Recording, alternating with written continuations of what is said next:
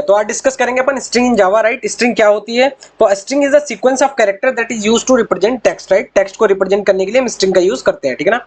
Sequence of character होता है। Different ways to represent text in Java. हम text को जावा में किस तरीके से रिप्रेजेंट कर सकते हैं? कैरेक्टर एरे हो गया, स्ट्रिंग क्लास हो गया, स्ट्रिंग बफर क्लास हो गया, स्ट्रिंग बिल्डर हो गया।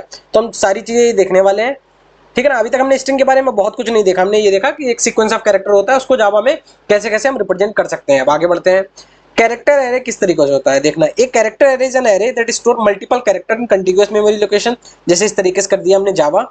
For example this it is used to store manipulate character directly. हम इसमें मैनिपुलेशन कर सकते हैं, जावा को काबा भी कर सकते हैं। सपोर्ट इंडेक्स ऐसे index based access constant time में हम एक्सेस कर सकते हैं, जैसे हम एरे में करते हैं। Character array are mutable, we can modify the character array directly. तो देखो क्या कहानी है, कहानी ये, आप यहाँ पे आ जाओ।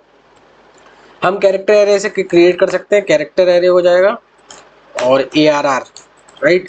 और उस ARR का नाम हो जाएगा जावा, राइट। यहाँ पे आ जाओ, जावा, ठीक। ये कहानी हो गई। अब हमें क्या करना है, हम एक्सेस कर सकते हैं ना कांस्टेंट टाइम में। SOUT में ARR ऑफ 0 कर सकते हैं, SOUT ARR 1 कर सकते हैं। तो कांस्टेंट टाइम में एक्सेस चेंज भी करके दिखाते हैं आपको। ARR 0 में क्या हो गया, ये देखो J हो गया।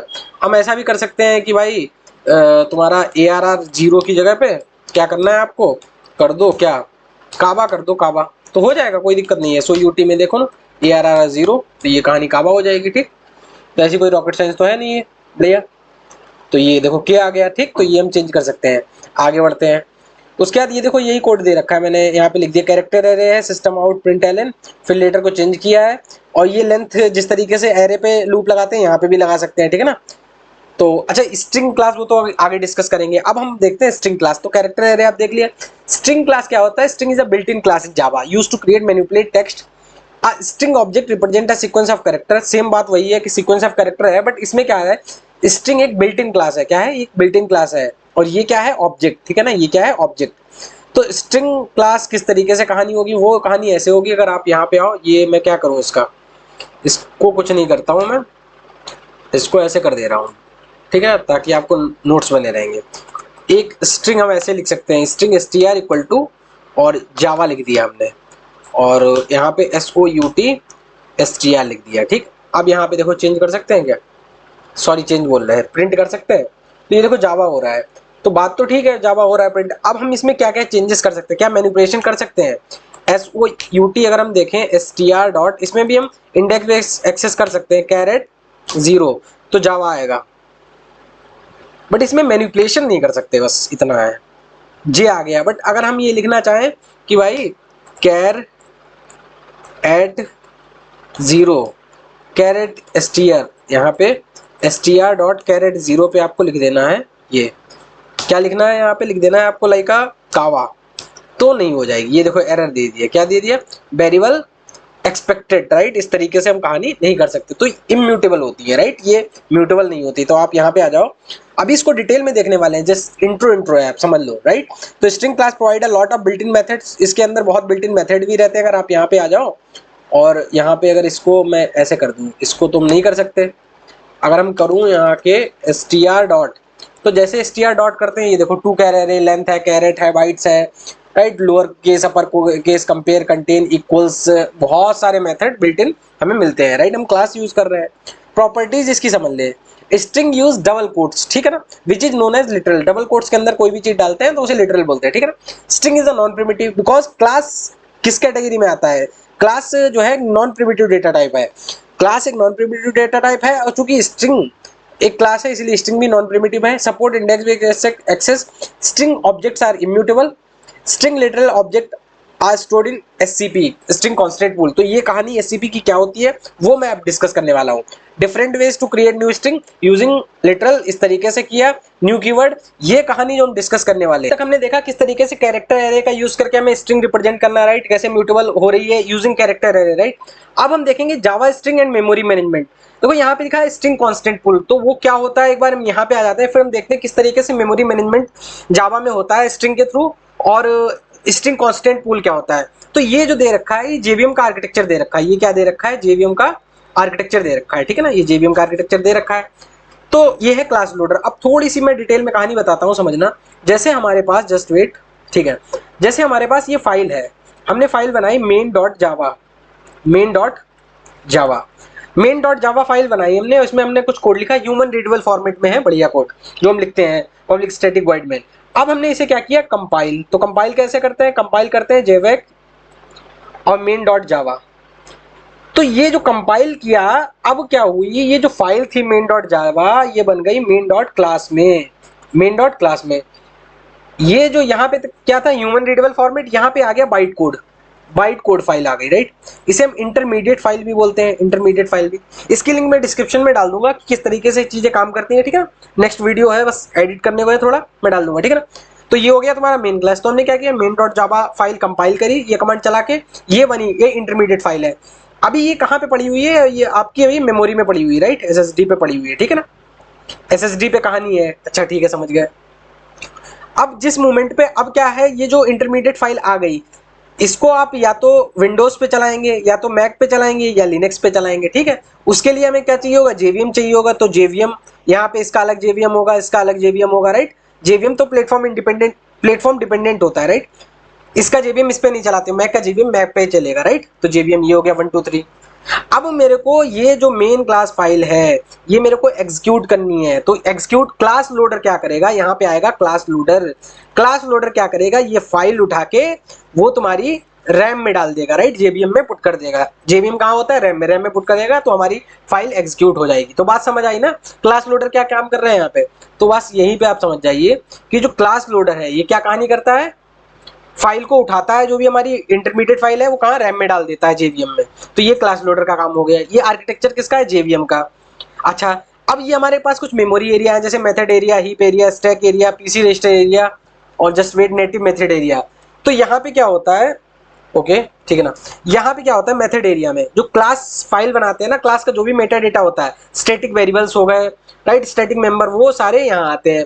हीप एरिया में तुम्हारा ऑब्जेक्ट आएगा, तुम्हारा स्ट्रिंग आएगा, तुम्हारा एरे आएगा, राइट, वो सारी कहानी इसमें आती है हीप एरिया में। स्टैक एरिया में जो करंट रनिंग मेथड हो गए और लोकल इंस्टेंस वेरिएबल हो गए, वो आते हैं हमारे, लोकल वेरिएबल हो गए, लोकल वेरिएबल और करंट रनिंग मेथड, वो आते हैं स्टैक में, ठीक है। पीसी रजिस्टर एरिया में क्या आता है, मान लो अभी मैं इस लाइन पे चल रहा हूँ, नेक्स्ट लाइन फेच होने वाली है ना, तो नेक्स्ट लाइन का एड्रेस यहाँ पे स्टोर होता है, ताकि ये लाइन चल जाए, फिर उसके बाद ये चलनी चाहिए, right. Native method other language के मेथड हैं, वो नेटिव मेथड में होते हैं। ये मैं डिटेल में डिस्कस करूंगा, अभी आप थोड़ा थोड़ा समझ लो, और बाद में ये जो कहानी आ जाती है, फिर हमारा एग्जीक्यूट इंजन उसे एग्जीक्यूट कर देता है, ठीक। तो ये कहानी समझ आई। तो ये हमें बताया क्यों, बताया इसलिए, ये जो हीप एरिया है ना, इसे थोड़ा सा बाहर निकाल के लाते हैं, जस्ट वेट, इसे हम बाहर निकाल के लाते हैं। ये देखो मैंने लिख दिया मेथड एरिया में क्या होता है, एग्जीक्यूशन इंजन। तो जो हीप एरिया है, ये जो है, इसके लिए अभी आप ये मत देखो, ये हीप एरिया है, इसी के अंदर एक एससीपी होता है, हीप एरिया के अंदर ही एससीपी होता है, स्ट्रिंग कांस्टेंट पूल। तो जो स्ट्रिंग बनाते हैं यूजिंग क्लास, तो वो कहाँ पे स्टोर होता है जाके, हमारा स्ट्रिंग कांस्टेंट पूल में। तो कैरेक्टर एरे वो तो हीप एरिया में आता है, राइट। अगर हम ये देखो, आप यहाँ पे आओ, चैट जीपीटी से पूछ लो, अगर हम कैरेक्टर एरे बनाते हैं तो वो कहाँ स्टोर होता है, एंड जब हम बिल्ट इन क्लास का यूज करके स्ट्रिंग बनाते हैं, वो कहाँ यूज होती है, वो कहाँ स्टोर होता है, सॉरी, वो कहाँ स्टोर होता है। तो ये देखो यहाँ पे कहानी आ जाएगी, क्या कहानी आ जाएगी, देखो कैरेक्टर एरे बनाया तो ये स्टैक में, तो रेफरेंस हमेशा स्टैक में, जो भी करंट रनिंग चीजें हैं वो सब स्टैक में आती है रेफरेंस, और हीप में जाता है ये ऑब्जेक्ट, ठीक है, बढ़िया। स्ट्रिंग में क्या है, ये देखो, स्ट्रिंग में str स्टैक में होगा, स्ट्रिंग कांस्टेंट पूल हीप का ही पार्ट है, उसमें आ जाएगा वीर। तो अब बात समझिए, देखो यहाँ पे क्या है, इस जगह पे मैं क्या समझा रहा था, जस्ट वेट। तो जो हमने कैरेक्टर एरे बना रहे थे, वो तो हमारा कहाँ पे हो जाएगा, हीप एरिया में, ठीक, ये यहाँ पे स्टोर हो सकता है। बट जो हम अभी इस तरीके से बनाएंगे, स्ट्रिंग str वीर और स्ट्रिंग str1 वीर, देखो हमने एक वेरिएबल str नाम से बनाया तो वीर यहाँ पे बना, str1 बनाया तो यहाँ पे वीर दोबारा क्रिएट नहीं होगा, वीर नाम का वेरिएबल दोबारा क्रिएट नहीं होगा, ये चीज, राइट। ये क्या है, ये ऑब्जेक्ट है, समझ लो, ये क्या है, ये ऑब्जेक्ट है, ये ऑब्जेक्ट है, तो दोबारा ऑब्जेक्ट क्रिएट नहीं होगा, बहुत सारे ऐसे क्वेश्चन आते भी हैं, क्वेश्चन पूछा जाता है कि इसमें कितने ऑब्जेक्ट क्रिएट होंगे। तो अगर हमने ये काम किया, एक ऑब्जेक्ट क्रिएट किया, फिर हमने ये काम किया तो हमने देखा हमारा कंटेंट तो सेम है, राइट, कंटेंट तो सेम है, तो वो दूसरा ऑब्जेक्ट नहीं क्रिएट करेगा। एससीपी में यूनिक ऑब्जेक्ट्स रहते हैं, तो यहाँ पे वीर आ जाएगा, ठीक है, इस तरीके से। तो पहले एसटीआर इसे फोकस कर रहा था, फिर एसटीआर2 भी इसे फोकस करने लगेगा। अगर हमने कर दिया एसटीआर बराबर एसटीआर प्लस साई, एसटीआर बीर प्लस साई कर दिया, तो होगा क्या, अब एसटीआर इसे ना पॉइंट करके, देखो बीर के अंदर ये देखो यहाँ पे आ गया, ऐड हो गया वीर प्लस साई। तो ये जो कहानी हुई है यहाँ पे आके ऐसे कर दो, तो अब होगा क्या, जो कहानी इसे, ये जो है इसे भाई साहब इसे कर रहा था, अब वो इसे पॉइंट करेगा, ठीक। लेकिन यहाँ पे म्यूटेबिलिटी नहीं, हमने चेंज नहीं किया, हमने ऑब्जेक्ट नहीं चेंज किया, वो एज इट इज रहेगा हमारा, ठीक है ना। लेकिन यहाँ पे एसटीआर पहले इसे फोकस कर रहा था, अब इसे इस पे जो है पॉइंट करेगा। तो ये जो चीजें हैं, ये जो चीजें हैं, ये जो चीजें हैं, ये कहाँ पे है, ये है तुम्हारी स्टैक में। ये कहाँ पे है, ये तुम्हारी कहानी है स्टैक में, ठीक है, ये तुम्हारी है स्टैक में। और यहाँ पे जस्ट वेट, ये आ रहा है स्टैक में, स्टोर हो रहा है। तो ये बात आपको कहानी समझ आई होगी, ठीक सर, समझ गए। क्या हो अगर आप यहाँ पे आओ इस जगह पे, इसको थोड़ा सा छोटा करते हैं और इसको ऊपर लेके जाते हैं और इसको यहाँ पे लेके आते हैं। अच्छा, यहीं पे इम्यूटेबिलिटी का कॉन्सेप्ट आता है। इम्यूटेबिलिटी देखो, और मेमोरी मैनेजमेंट, दो चीजें यहाँ पे आती हैं। इम्यूटेबिलिटी क्या है, हम स्ट्रिंग नहीं चेंज कर सकते। क्यों नहीं चेंज कर सकते, हमने यहाँ पे भी वीर लिख दिया, हमने यहाँ पे भी वीर लिख दिया, ऐसे 1000 वेरिएबल है। अगर हमने एक बार भी चेंज किया तो 1000 वेरिएबल सारे चेंज हो जाएंगे, नहीं, इसीलिए इम्यूटेबिलिटी होता है। मेमोरी मैनेजमेंट कैसे करता है एससीपीए, देखो हम ये अगर 1000 इस तरीके से वेरिएबल क्रिएट करते हैं सेम, तो वो यूनिक है तभी एससीपी में जाएंगे, अदरवाइज वो क्रिएट नहीं होंगे। तो अच्छी चीज है ना, ये मेमोरी मैनेज हो गई ना, बार बार वीर नाम का वो जो कंटेंट है, ऑब्जेक्ट बार बार नहीं क्रिएट हो रहा। देखो ये ऑब्जेक्ट है, ठीक है ना, ये रेफरेंस वेरिएबल जो कि स्टैक में स्टोर होता है। थोड़ी थोड़ी सर कहानी समझ आ रही होगी, कोई बात नहीं। अब हम क्या करते हैं, यहाँ पे आके ये कहानी कर देना। एक और तरीका है लिखने का स्ट्रिंग, क्या है सर वो तरीका ये है, अगर हम करते हैं स्ट्रिंग, एक मिनट जस्ट वेट, और इसको हम यहाँ पे लाते हैं, ठीक, स्ट्रिंग लिख दिया हमने, और क्या लिखूँ मैं, स्ट्रिंग एसटीआर नहीं, s1 equal to new string. तो क्या कहानी होगी, देखो स्ट्रिंग इसके अंदर हमने लिख दिया लाइक दीपक, ठीक, ये कहानी हो गई। अगर हमने ये कहानी करी तो फिर हमारा क्या सीन होगा बताओ, कहाँ पे कहानी होनी चाहिए, ये तो हमने बता दिया वो वाला कि स्ट्रिंग कांस्टेंट। तो इसमें होगा क्या, सबसे पहले एक यहाँ पे कहानी बनेगी आके, ये देखो यहाँ पे कंट्रोल सी करो, एक दीपक नाम का वेरिएबल यहाँ पे क्रिएट होगा। क्या होगा, दीपक नाम का, एससीपी में जरूर कहानी क्रिएट होगी, राइट, दीपक दीपक, ठीक, इस तरीके से कहानी हमारी क्रिएट होगी। अगर ये जो है डी से हो गया, तो ये हमारा दीपक नाम का यहाँ पे ऑब्जेक्ट क्रिएट हो गया, ठीक है। ये कहाँ हुआ, हीप एरिया के अंदर एससीपी में। तो इसको हम इस तरीके से कर देते हैं कहानी, ये हो गया। अब क्या है, ये हो गया, लेकिन एक दीपक भाई आपका यहाँ पे भी क्रिएट होगा हीप एरिया में आके, समझ रहे हो ना। एक तो आपने वहां पे क्रिएट कर दिया, एक क्या कर दिया आपने एससीपी के अंदर, एक क्रिएट होगा यहाँ पे। अच्छा, ऐसा होगा, बिल्कुल ऐसा होगा। ओके ओके ओके, थोड़ा थोड़ा सा समझ आ रहा है, ठीक है। अब क्या करते हैं, कंट्रोल सी और कंट्रोल वी, यहाँ पे हमने ना S2 कर दिया। अब देखना, दूसरा हमने वेरिएबल, रेफरेंस वेरिएबल क्रिएट किया इस तरीके से और S2 कर दिया। अब क्या होगा, ये जो कंट्रोल इसे करना है यहाँ पे, एक इसे देखो S1 पॉइंट कर रहा था, इसे जो है इसे S1 पॉइंट करेगा। अगर आप यहाँ पे लिख दो आके, जस्ट वेट, कहाँ पे लिखना है मेरे को, ये एरो ही बना दे रहा हूँ मैं।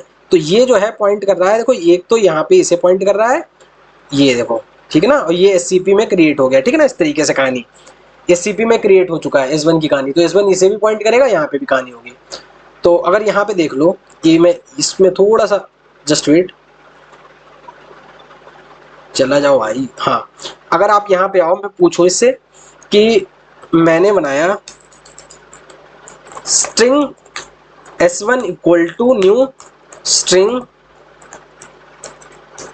दीपक, राइट, और दीपक बनाया, फिर मैं इससे पूछता हूं कि एक कॉपी तो एससीपी में बनेगी एंड एक हीप एरिया में, तो S1 किसे पॉइंट करेगा, देखो हाँ बिल्कुल सही एग्जांपल, देखो दीपक ये दिख रहा है यहाँ पे, जेवीएम सबसे पहले चेक करता है स्ट्रिंग कांस्टेंट पूल में ऑलरेडी एग्जिस्ट करता है, तो नहीं एग्जिस्ट करता है तो वो बनाएगा स्ट्रिंग ऑब्जेक्ट बनाएगा इस तरीके। S1 किसको पॉइंट करता है? S1 हीप वाले ऑब्जेक्ट को पॉइंट करेगा, पूल वाले को नहीं, राइट। अच्छा, ये कंटेंट कॉपीड है, राइट, कंटेंट कॉपीड है। तो यहाँ पे क्या है, जैसे ये बनाया हमने स्ट्रिंग दीपक और S2 दीपक, तो ये तो अभी इक्वल्स वाली कहानी हम बाद में देखेंगे, पहले आप ये समझ लो कि क्या है इंटर्न वगैरह। ये देखो, तो स्ट्रिंग दीपक, तो S1 स्ट्रिंग पूल के ऑब्जेक्ट को पॉइंट, ये जो है इसमें स्ट्रिंग पूल के ऑब्जेक्ट पॉइंट करता है, लेकिन इसमें हीप एरिया के नए ऑब्जेक्ट को पॉइंट करता है। तो S1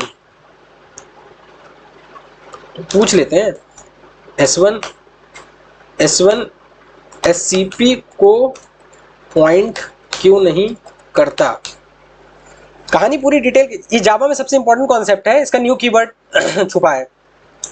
जेवीएम सोचती है यूजर ने न्यू लिखा है, इसका मतलब एक्सप्लिसिटली एक नया ऑब्जेक्ट, देखो न्यू का मतलब बताया, न्यू से हम एक्सप्लिसिटली नया ऑब्जेक्ट बनाते हैं। अगर S1 को स्ट्रिंग कांस्टेंट वाले पूल वाले ऑब्जेक्ट से ही पॉइंट करा दिया जाए तो न्यू का कोई मतलब ही नहीं बचेगा, ठीक है ना। बढ़िया सारी चीजें, ठीक है, ओके गॉट इट, ठीक है ना। तो ये बात आपको समझ आई होगी, एक मिनट में देखते रहो। हाँ, तो आपको समझ आया ना कि जब ये जो कहानी बनेगी तो यहाँ पे आके ये जो है इसे पॉइंट करेगा, ये S1, और फिर क्या करे बताओ, S2 क्या इसे पॉइंट करेगा? जो दोबारा S2 आएगा वो इसे पॉइंट करेगा? नहीं, नहीं भाई नहीं, दोबारा बनेगा तो फिर कंट्रोल C करो, यहाँ पे कंट्रोल B करो, ये कहानी एक नया ऑब्जेक्ट बनेगा, इसका एड्रेस अलग रहेगा, न्यू का मतलब ही है अलग ऑब्जेक्ट, ठीक है ना, तो वो इसे पॉइंट करेगा। और फिर ये SCP में दोबारा नहीं बनाएगा, SCP में यूनिक वैल्यूज रहती हैं, ठीक, समझ गए। एक और देख लेते हैं, कंट्रोल C करते हैं, यहाँ पे आओ कंट्रोल B, और ये जो S1 S2 S3 है ना, ये स्टैक में होंगे आपके, ये स्टैक में होंगे, बाकी हीप में है। अगर हमने यहाँ पे वीर कर दिया तो बताओ क्या होने वाली कहानी बताओ। तो वो ऑब्वियस ही बात है, अगर यहाँ पे S3 बनाओ तो वो यहाँ पे देखेगा कि वीर तो ऑलरेडी एग्जिस्ट कर रहा है, तो SCP में तो नहीं क्रिएट कर रहा है, वो एक नया वेरिएबल बनाएगा और वहां पे वैल्यू क्रिएट कर देगा यहाँ पे, ठीक है। कंट्रोल C, एक मिनट, कंट्रोल C किया और कंट्रोल B किया, कंट्रोल Z करो, इसे करो कंट्रोल C और कंट्रोल B, तो यहाँ पे क्या हो जाएगा, दीपक वीर, ठीक। तो आई थिंक आपको ये बात समझ आ रही है, आपसे कोई भी क्वेश्चन पूछा जाएगा आप बता पाएंगे कि कहानी क्या है, ठीक है ना। तो जो इस तरीके से हम कर रहे हैं, अच्छा यहाँ पे कुछ मैं लिख दे रहा हूँ, लिखने वाली कहानी क्या है कि ये जो चीज है समझ लीजिए, ये जो है ये ऑब्जेक्ट है, ये क्या है, ऑब्जेक्ट है, ये ऑब्जेक्ट है, ये रेफरेंस वेरिएबल है, ये से रेफरेंस कर रहा है, ये सारे स्टैक में होंगे, ये सारे स्टैक में होंगे। मैं लिख दूं क्या इस चीज को, नोट्स के तौर पे यहाँ पे लिख दूंगा, क्या लिख दूं यहाँ पे, इधर आ जाओ, कि भाई साहब ये जो है, एक मिनट, ये जो कहानी है, ये सारी चीजें, ये क्या है आपकी, इधर आओ,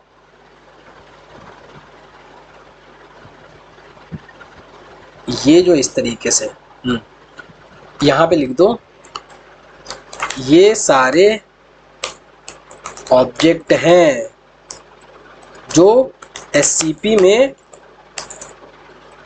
क्रिएट होते हैं, ठीक है ना।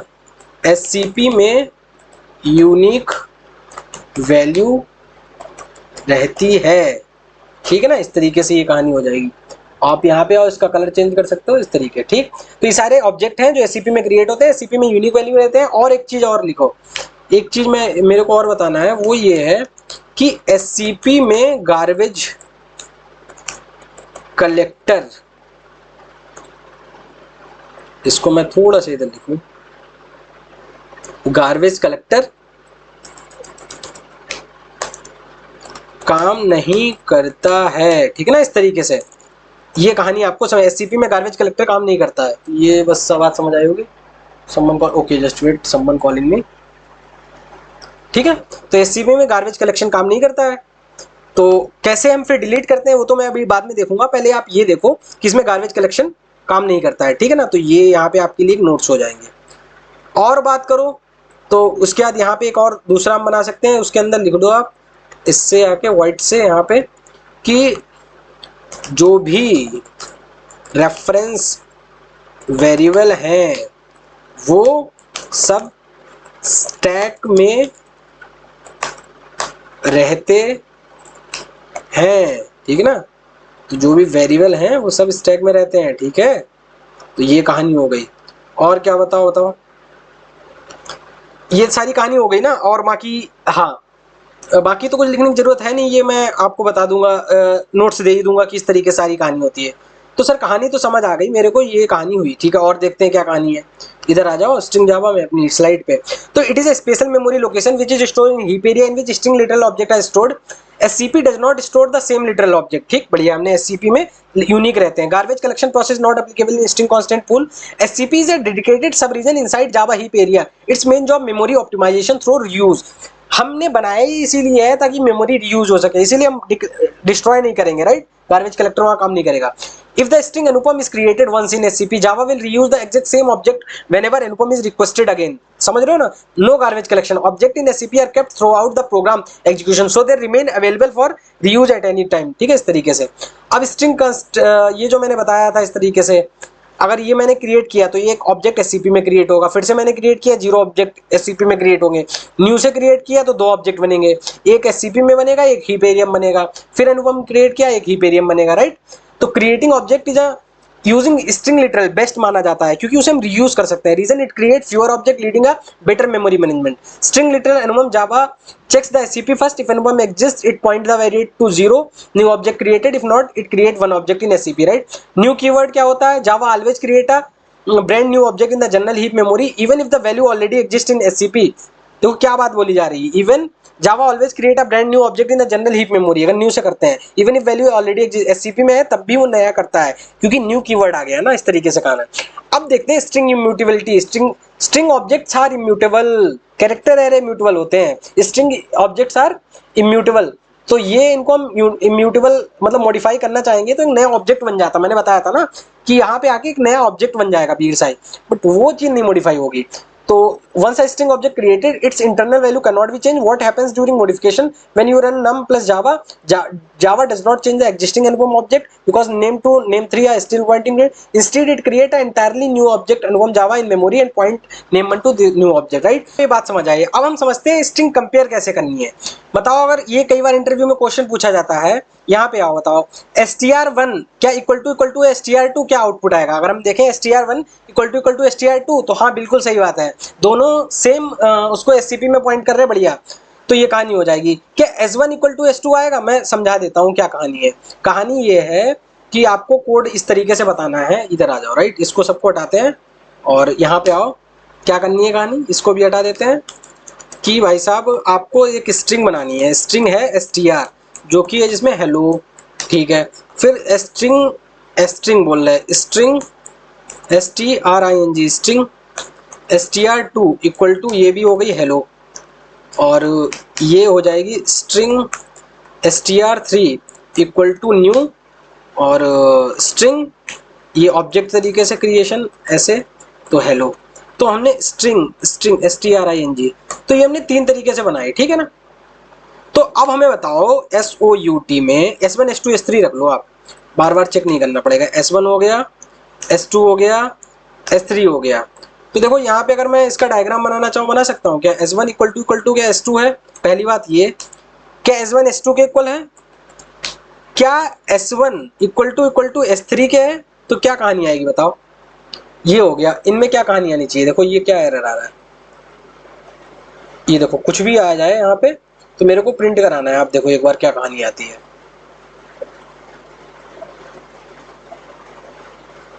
तो ट्रू आ रहा है, फॉल्स आ रहा है, इसको मैं बंद कर दे रहा हूँ।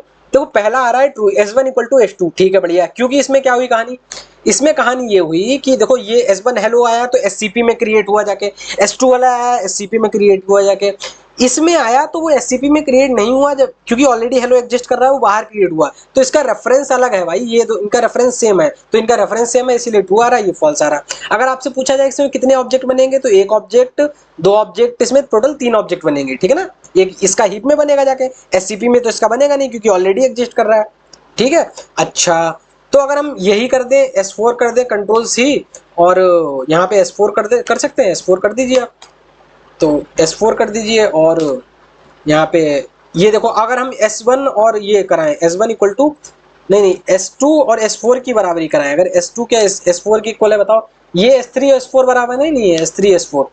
तो ये भी फॉल्स आएंगे, दोनों अलग रेफरेंस है भाई। न्यू से बार बार, ये देखो फॉल्स आ रहा है, न्यू से जब भी बनाएंगे तो बार बार अलग क्रिएट होगा, ठीक है ना। व्हाट माई पॉइंट नॉट, क्या हो रहा है, व्हाट इट। तो ये देखो ये कहानी समझ आई ना। ये इनके रेफरेंस देखो, इसका str अलग हो गए, ये देखो यहाँ पे ये इसने बनाया S1 बनाया इनका अलग बनाया जाके, S2 बनाया अलग बनाया जाके, S3 बनाया अलग बनाया जाके।